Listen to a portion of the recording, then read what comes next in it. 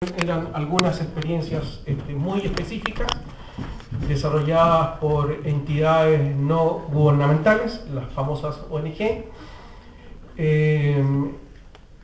y que tenían que ver con el descubrimiento, esto es entre comillas, ¿no? El descubrimiento antropológico, sociológico de las poblaciones indígenas, y por otro lado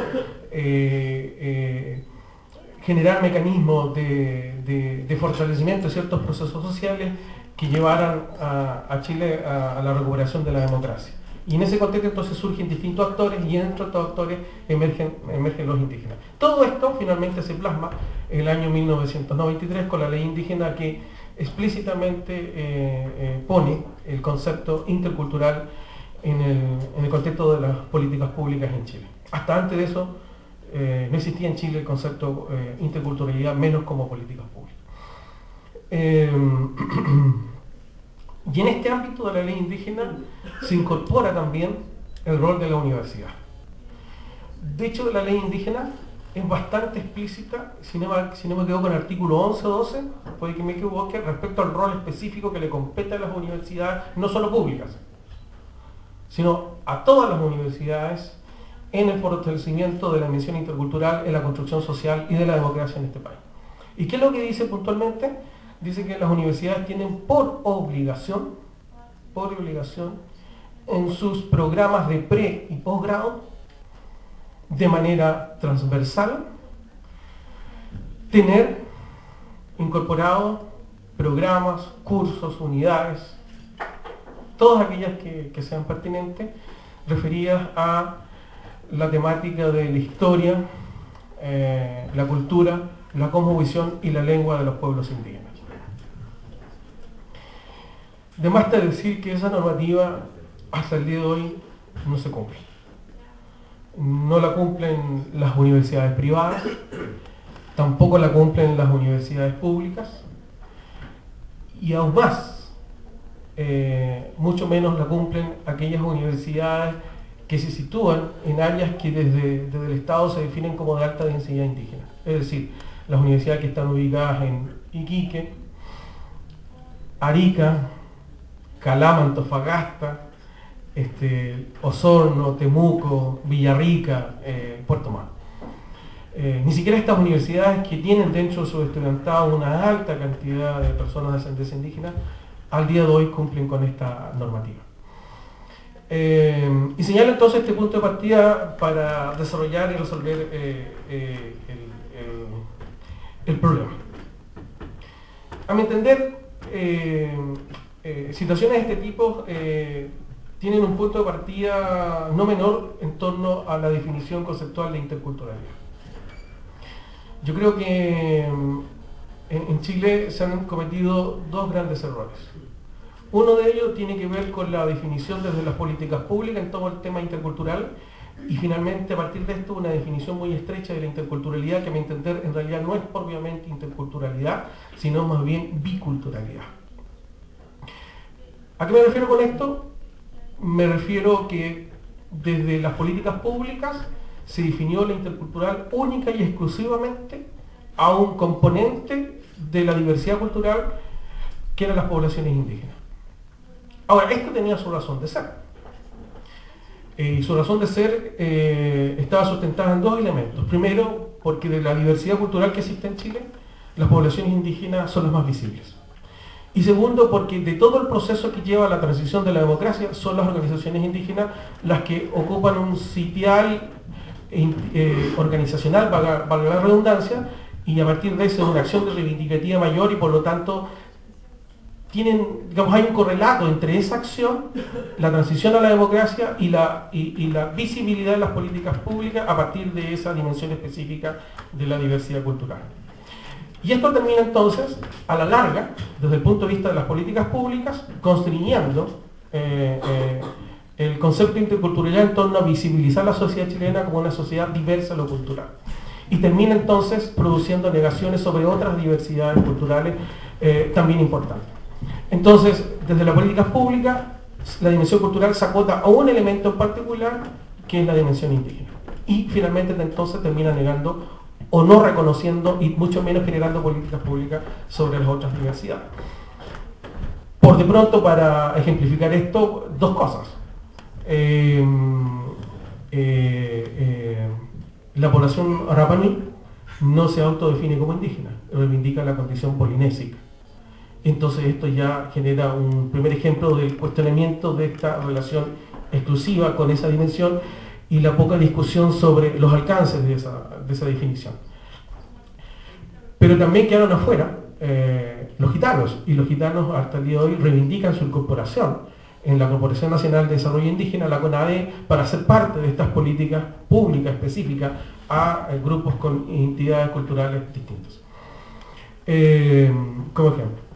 Y lo segundo, bicultural, porque desde las políticas públicas se hace una relación muy estrecha entre alguien que establece y dirige las dimensiones de lo que se debe hacer y una población que es solo reciprocitaria como beneficiario de esas definiciones en torno a lo que hay que hacer, cómo hay que hacerlo, los alcances de ese hacer.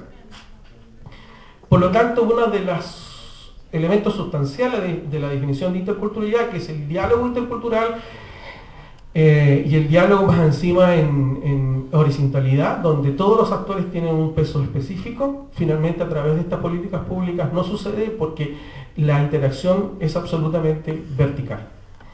Pero aún más, desde el punto de vista de la institucionalidad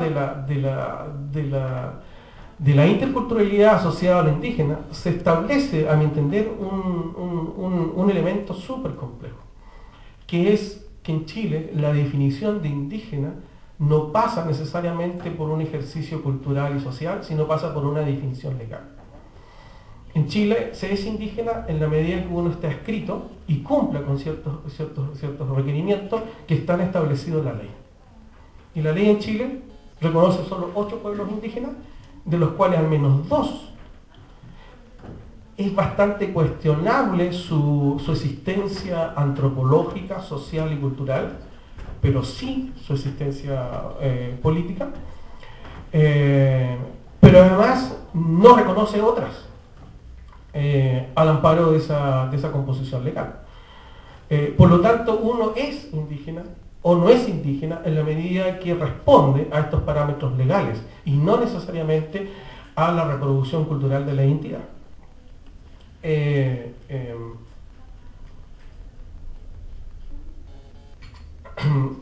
Bueno, este conjunto de elementos entonces permiten situar a la universidad, a las universidades en torno al tema de la interculturalidad. ¿Qué pasa con la universidad?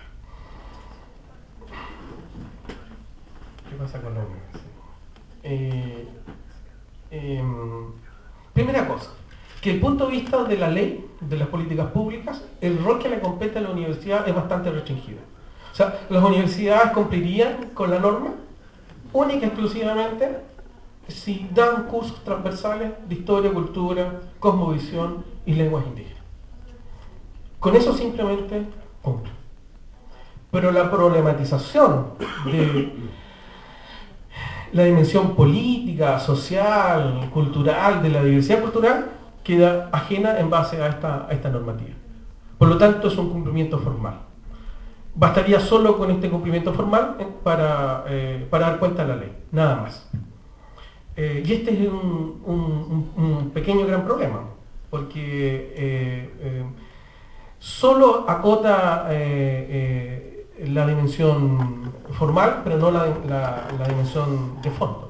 Hay un autor peruano, Fidel Tubino, que dice que hay que hacer una distinción entre la interculturalidad y la interculturalidad crítica, en el sentido que la interculturalidad solo reconoce la diversidad, pero no necesariamente resuelve los problemas que se desatan a partir del reconocimiento de esa interculturalidad, como por ejemplo las lógicas de discriminación. En la medida que uno se involucra en resolver el tema de fondo, que son las lógicas de discriminación, entonces entraríamos a otro tipo de interculturalidad, que es la interculturalidad crítica. Y a mi entender, acoplándome a este concepto, nosotros en Chile, y en particular el rol que le toca a las universidades, estamos en la dimensión de la interculturalidad, pero remotamente hemos avanzado a la dimensión de la interculturalidad crítica. De algún modo entonces las universidades, a pesar de la formalidad, seguirían reproduciendo las condiciones de discriminación que llevan que el reconocimiento de la interculturalidad en Chile sea débil. ¿Y cómo termina reproduciendo entonces estas condiciones? En base a al menos 3 o 4 elementos. El primero de ellos, las universidades se han situado como prestadores de servicios en torno a la existencia de una masa crítica conocedora del problema. Por lo tanto, quienes estamos en las universidades somos los especialistas, en tanto especialistas entonces, a un usuario externo, le entregamos herramientas, le resolvemos problemas, le analizamos el problema. Pero sin embargo, no nos hacemos parte del problema. En consecuencia, solo la universidad se acopla como un espacio de prestación profesional que además genera una segmentación bastante compleja, donde unos son especialistas, es decir, conocedores, y otros no son especialistas, por lo tanto no conocedores. Primera cosa. Segunda cosa, en base a lo anterior, lo intercultural se resuelve fuera de la universidad y no en la universidad. O sea, cuando una universidad elabora un proyecto, cualquiera, incluso lo que hemos elaborado acá en la propia Universidad de Valparaíso, sobre temas de interculturalidad en el contexto indígena o cualquier otro contexto, este se desarrolla fuera de la universidad. Por lo tanto, la interculturalidad no existe en la universidad. La universidad en sí misma no se ha reconocido como un espacio de diversidad cultural.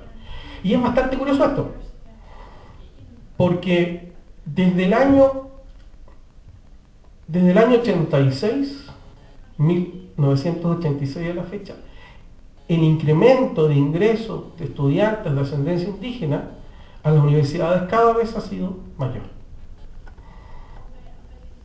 Un solo dato, a pesar que el dato no es muy representativo, pero sí es ejemplificador. En la universidad que yo estudié, en los años 80, las personas, los estudiantes que se reconocían como de ascendencia indígena, fundamentalmente aymaras, representaban no más allá de un 7 o un 8% de la matrícula de la universidad. Hoy día, en esa misma universidad, representan más del 62%.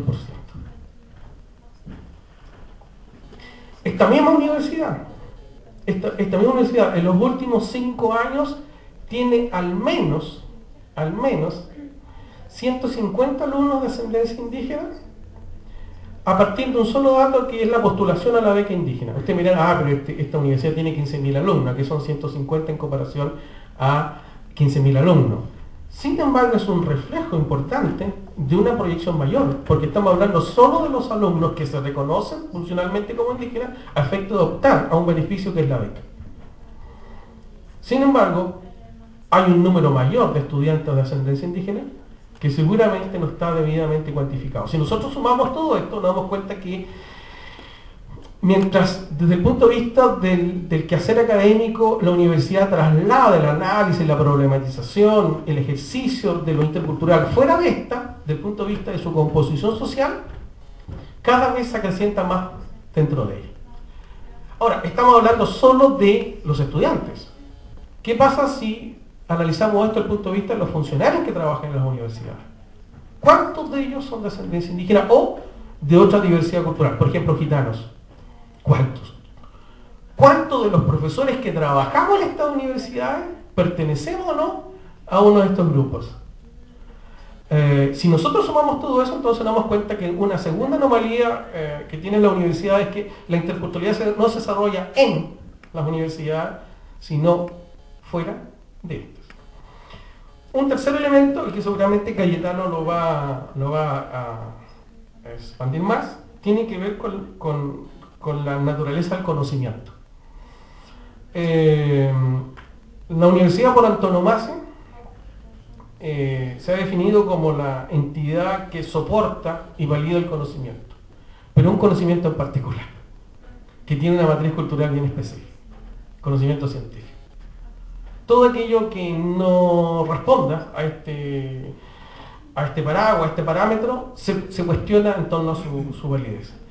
Y acá entramos a un punto neurálgico, porque desde la diversidad cultural y la reivindicación en particular de los pueblos indígenas, uno de los elementos centrales tiene que ver con la naturaleza y la validez de los conocimientos no científicos y que por lo tanto responden a una naturaleza distinta. ¿Cómo se incorpora en este otro tipo de conocimiento al quehacer de la universidad y se valora en el quehacer de la universidad?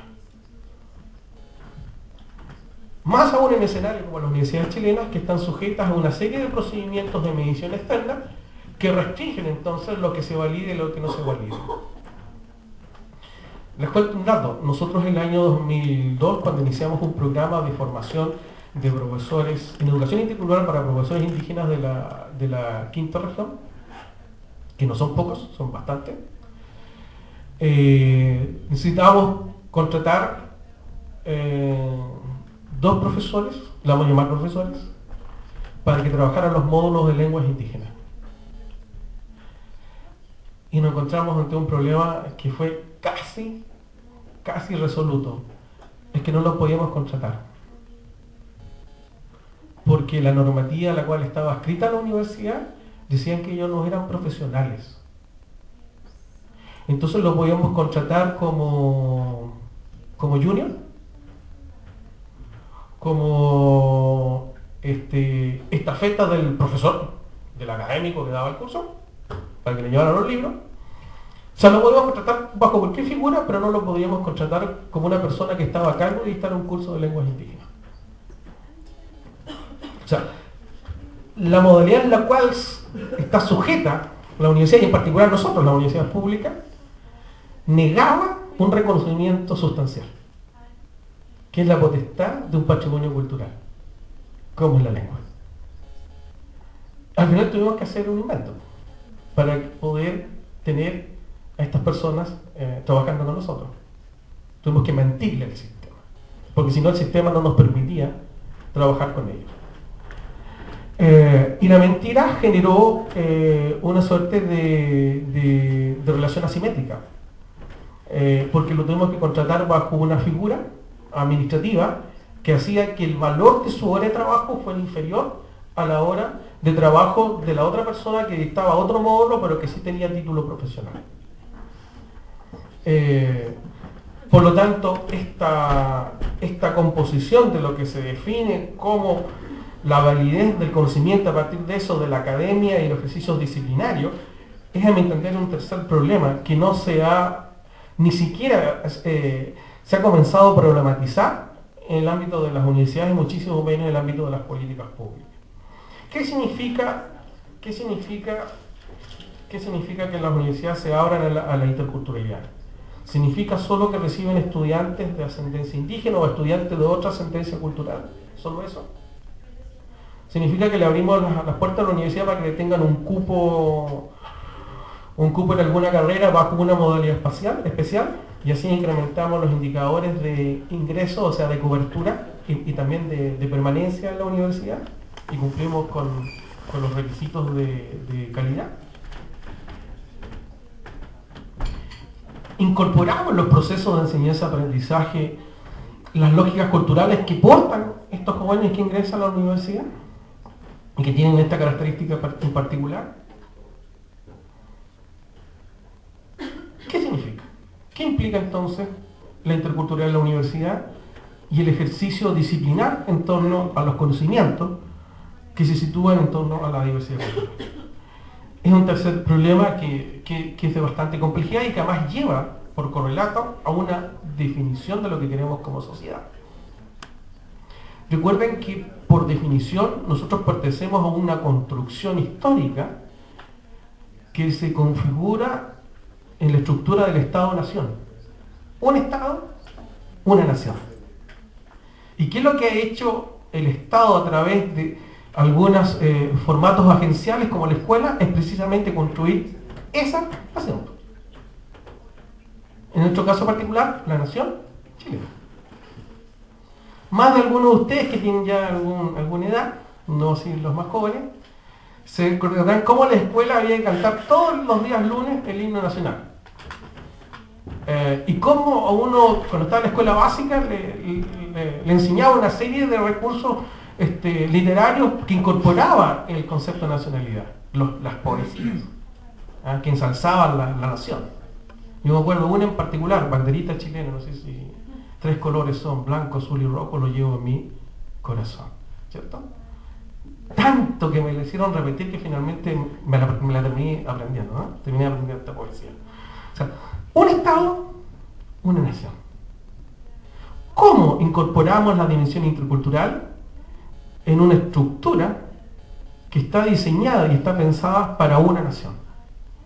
¿No será entonces que del momento de que se crea una ley, como la ley indígena, y se reconoce el tema de la diversidad cultural a través de políticas específicas como la política de educación intercultural bilingüe del Ministerio de Educación, no será entonces la hora que la sociedad chilena enfrente el problema en una dimensión mayor, en torno a si en realidad la construcción de un Estado-nación, un Estado, una nación, es coherente con la construcción de una sociedad multicultural, intercultural o diversidad cultural, como ustedes quieran llamarla. Este es un cuarto problema de fondo y que tiene que ver cómo nosotros construimos esta sociedad. Un tema que nos ha explotado en la cara este año 2011 de manera dramática, porque las reivindicaciones estudiantiles en torno al sistema educacional chileno no solo está la cuestión funcional respecto al tipo de financiamiento de esa educación, sino el rol que cumple esa educación en la construcción social y en el tipo de país que queremos. Un cuarto, bueno, y en este caso el rol de la universidad no deja de ser menor. O sea, si la universidad no incorpora en su ejercicio, no lleva la interculturalidad dentro de ella, difícilmente la universidad podría aportar al debate en torno a la construcción del Chile que queremos para el futuro. Difícilmente, por lo menos en estos términos. Difícilmente.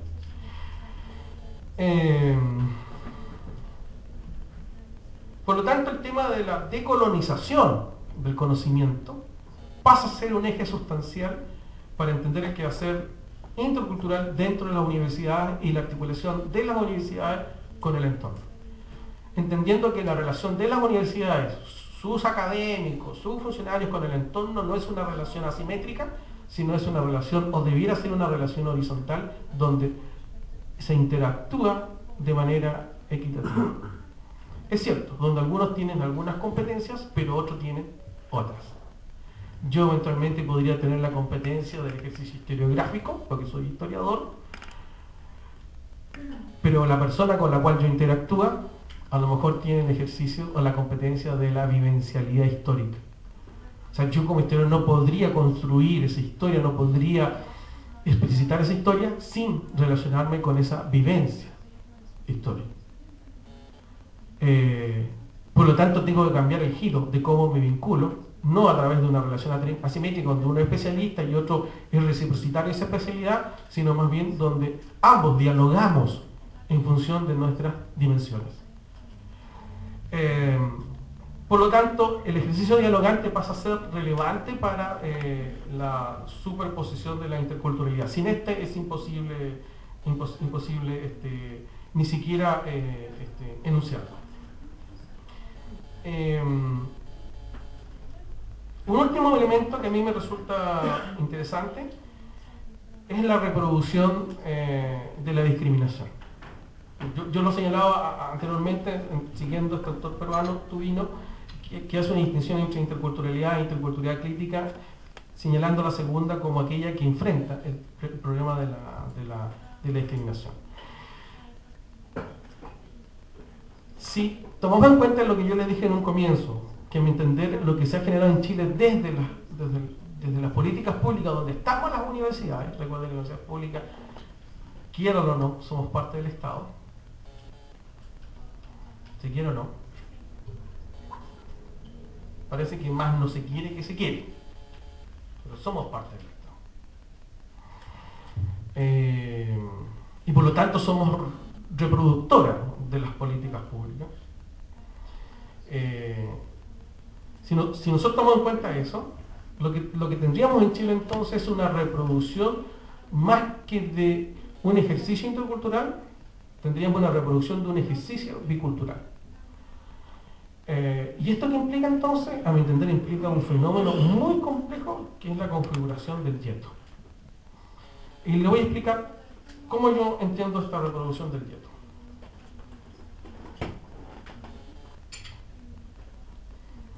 ¿Qué es lo que hace, por ejemplo, el Ministerio de Educación con la política o el programa de educación intercultural de niños? Lo que hace, reconoce una realidad. Dice, mire, nosotros tenemos una realidad indígena que tiene algunos problemas, como por ejemplo la pérdida de la lengua. Y esa realidad indígena se ubica en determinado contexto, por lo general rural. Mire, acá tenemos una escuela donde el 90% de los niños que están en esa escuela son mapuche, o son aymara, o son quechua, o son coye, en fin. Como tenemos esta realidad, entonces aplicamos una política específica. A esos niños les aplicamos un modelo que llamamos educación intercultural. A ese niño le aplicamos, a partir de esa educación intercultural, un currículum específico que contiene metodologías y contenidos también particulares.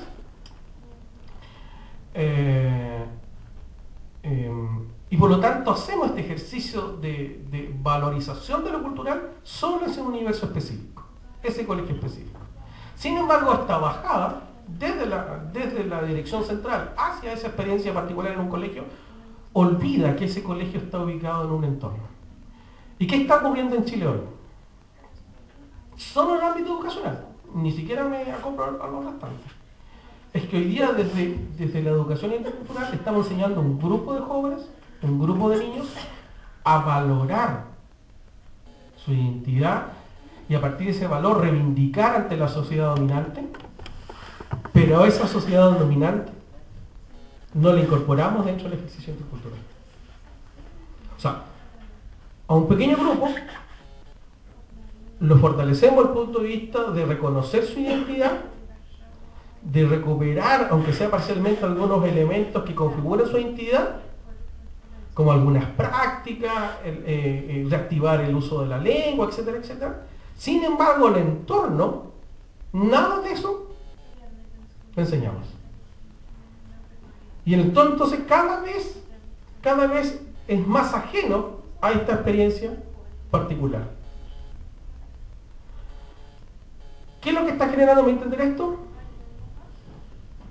Yetos, bastante complejos. Porque estos jóvenes estudiantes más tarde van a ser estudiantes universitarios, algunos de ellos, y probablemente muchos además van a ser dirigentes estudiantiles o dirigentes de sus organizaciones, y a partir de este aprendizaje le van a exigir a esta sociedad mayor, a esta sociedad dominante, sus derechos. Pero a esa sociedad dominante no le hemos enseñado absolutamente nada de que es necesario respetar el derecho de otros. Nada. Entonces, para mi entender, una educación intercultural focalizada, ya sea en una experiencia particular en una universidad, ya sea en una experiencia particular en algún colegio, es el camino equivocado. Porque la interculturalidad tiene que estar inmersa en el conjunto del sistema educacional. Si no, generamos este fenómeno de yeto, que es un yeto doble, porque se comete un segundo gran error. A niños mapuches le enseñamos contenidos mapuches. A niños aymaras le enseñamos contenidos aymaras. A niños coyas le enseñamos contenidos coyas. A niños atacameños le enseñamos contenidos atacameños. Pero a esos niños mapuches no le enseñamos contenidos de los atacameños, no le enseñamos los contenidos de los aymaras, no le enseñamos los contenidos de los coyas. A esos niños aymaras no le enseñamos contenido de los mapuches y así sucesivamente. Por lo tanto, en vez de abrirse la formación a efectos generales, ese diálogo que pasa por la comprensión, que tiene que ver con el conocimiento del otro, lo que hacemos cada vez es cerrar más los espacios. Por lo tanto, lo que tenemos en ciernes es un potencial de conflicto no menor.